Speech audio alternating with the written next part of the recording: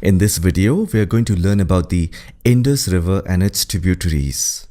I'm going to show you the exact place of their origin, to the place where they drain, and also in between a few important places where the rivers pass by. Just to give this video some structure, the timestamps are available in the description. If you want to skip over and save some time, please do that. First, we will look at the route of the main river, which is the Indus River. The Indus River originates in the Tibetan Plateau near Lake Mansarovar. As you can see, it is within the jurisdiction of China. This is also the place where you will find the famous Mount Kailash, which is considered as the home of Lord Shiva, and it is a holy and sacred site of the Hindu religion. The Indus River rises from Mansarovar Lake, which is more than 5,000 meters above the sea level. The river flows northwest and enters in the Ladakh region of India from a place called Demchok.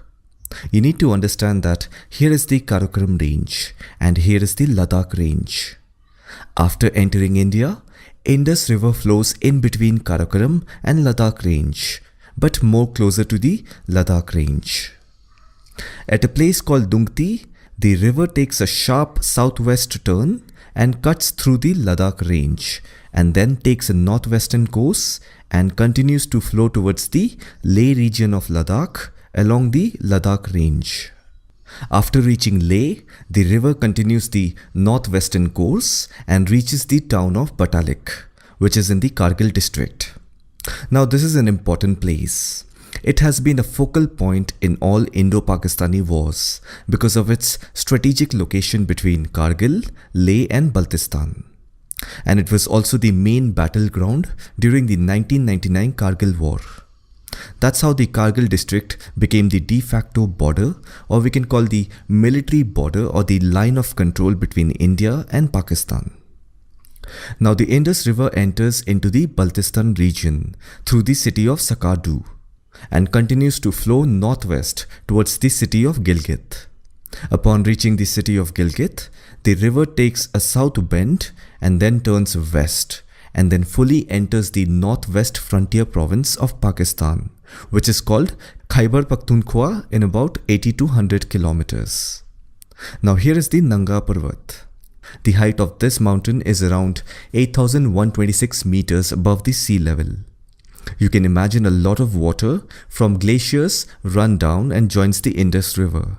And not just this mountain, the Indus River gets its water supply from the melting of snows and glaciers of many mountains of the Karakoram range. The river then takes a southwestern course and continues to flow across the Khyber Pakhtunkhwa province.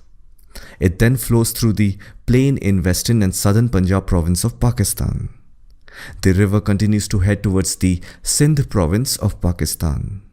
In Sindh province, the river accumulates a lot of sediments and forms the Indus River Delta before draining into the Arabian Sea. Now that we have seen the main route of the Indus River, let's look at the principal tributaries of the river Indus. As we know, there are 5 tributaries. Let's look at each one of them. The first one is Jhelum. Now Jhelum River originates from the Vedinag Spring in Anantnag district of Jammu and Kashmir. The river then flows northwestern direction towards the capital city of Srinagar. After passing through Srinagar, it flows into Vula Lake. So here is the Vula Lake, here is Srinagar, and here is Dal Lake. The river then flows in the western direction and heads towards the Baramulla district of J&K. After passing through Baramulla, it crosses the town of Uri. This place should remind you of something. In about 10 km to the west of Uri, the line of control with Pakistan starts. The river then enters into Pakistan-occupied Kashmir, which is also called POK. The river then passes through the village of Chakoti, which is in POK, and flows west towards the city of Muzaffarabad. From Muzaffarabad, the river takes the south direction and enters in the mainland Pakistan from Mirpur district in POK. The river then flows southwest and joins the river Chenab in Jhang district of Punjab province in Pakistan. In about 250 to 300 kilometers, the river Chenab joins the Indus River at Mithankot. Further, as we know, the Indus River continues and drains into the Arabian Sea. The second river is Chenab.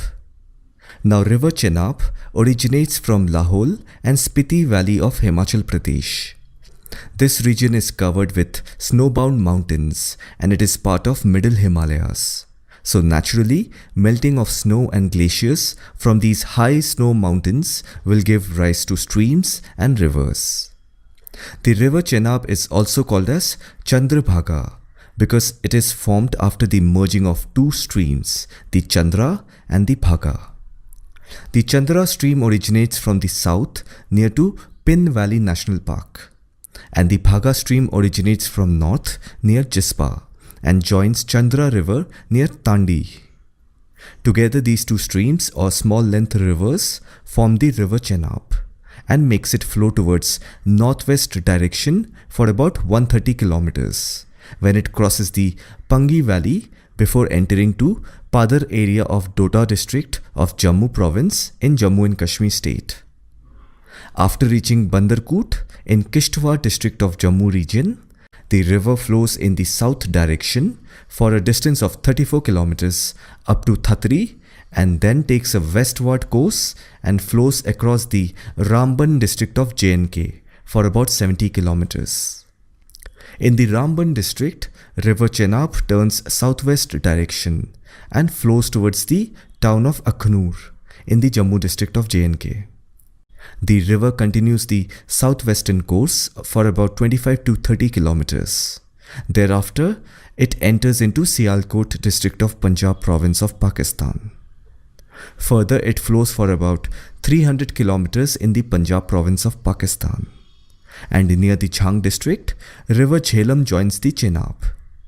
In about 250 to 300 kilometers, the river Chenab joins the Indus River at Mithankot. Further, as we know, the Indus River continues and drains into the Arabian Sea. The third river is Ravi. Now this river originates from the Himalayan mountains in Bara Bengal in the Chamba district of Himachal Pradesh. At first, it flows in the northwest direction and passes through the town of Chamba. Then it takes the western course. After flowing for about 20 kilometers, the river turns southwest and enters into the northern part of Punjab in the Pathankot district. Now here the river becomes the source of the Ranjit Sagar Dam Lake. The river continues to flow southwest. After that, it flows across the border of India and Pakistan. After that, the river continues to flow along the India-Pakistan border for approximately 100 kilometers. The river then enters the city of Lahore. From Lahore, the river flows southwest for about 280 to 300 kilometers and joins the river Chenab. In about 250 to 300 kilometers, the river Chenab joins the Indus River at Mithankot, and the Indus River continues and drains into the Arabian Sea. The fourth river is Beas. It originates in the upper Himalayas from the Beas Kund near Solang Valley in Himachal Pradesh. The river starts off heading towards the south and passes through the town of Manali. After that, it passes through the town of Kullu. The river continues to flow south for about 25 kilometers and then takes a western course. It continues to flow west for another 20 kilometers until it reaches Pandoa Dam, which is a dam on the Beas River. From here, the river takes the northwestern turn and continues to flow for about 10 kilometers and then takes a western turn to reach the district of Mandi. After reaching Mandi, the river again continues to flow northwest and heads towards the town of Nadaun in Hamirpur district of Himachal Pradesh. From here, it again takes a northwestern course. In about 25 kilometers, you will come across the Maharana Pratap Sagar Dam, which is built on the Beas River. The river then continues to flow northwest along the Himachal and Punjab border for about 40 kilometers. It then enters into Punjab from the Hoshiarpur district. It then reaches the Kapurthala district, where it joins the river Satluj at the Harike wetland.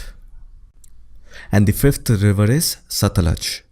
This river originates in the Tibet region of China. It is actually an extension of the river Langken Zangbo. Or in other words, Langken Zangbo river is the main source of the river Satluj.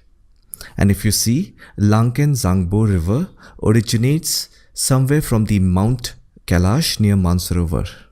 This river enters India from Shipkela Pass. As soon as it enters India, it becomes the river Satluj. The river then takes a southwestern course on reaching the village of Chaba, which comes under the Shimla district of Himachal Pradesh. Shimla is just 15 km to the south of this place. Here, you will also find the Chaba hydroelectric plant, which is built on the Satluj river. Now, this power station was built by the British to supply electricity and water to Shimla. Anyhow, on reaching Chaba, the river changes its course to the northwest direction and flows in that direction for about 40 kilometers.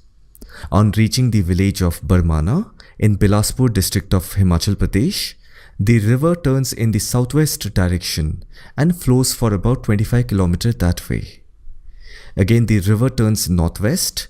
Here the river Satluj is held by the famous Bhakra Dam. The dam forms the Gobind Sagar reservoir. Now this area is just 15 km away from the Himachal-Punjab border. The river then enters the state of Punjab from the town of Nangal in the Rupnagar district of Punjab.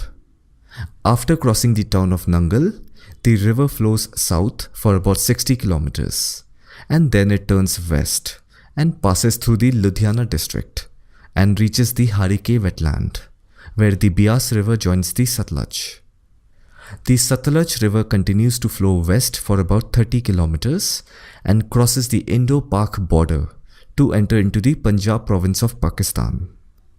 Now here the river meanders around the Indo-Pak border and flows in the southwest direction for about 120 kilometers. After that, the river enters fully into the Bahawalnagar district, which lies in the southeast region in the Punjab province of Pakistan. The river continues the southwestern course and joins the river Chenab. Basically, first the river Jhelum joins the river Chenab, then the Ravi river joins the Chenab, and at last the river Satluj joins the Chenab.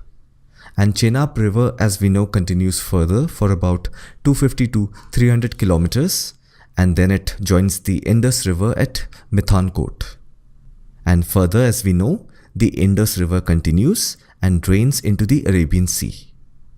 So this was everything you had to know about the Indus river and its tributaries. I hope this video was informative and it covered everything in a comprehensive manner. Let me know your thoughts in the comment section. Thanks for watching and I'll see you in the next one.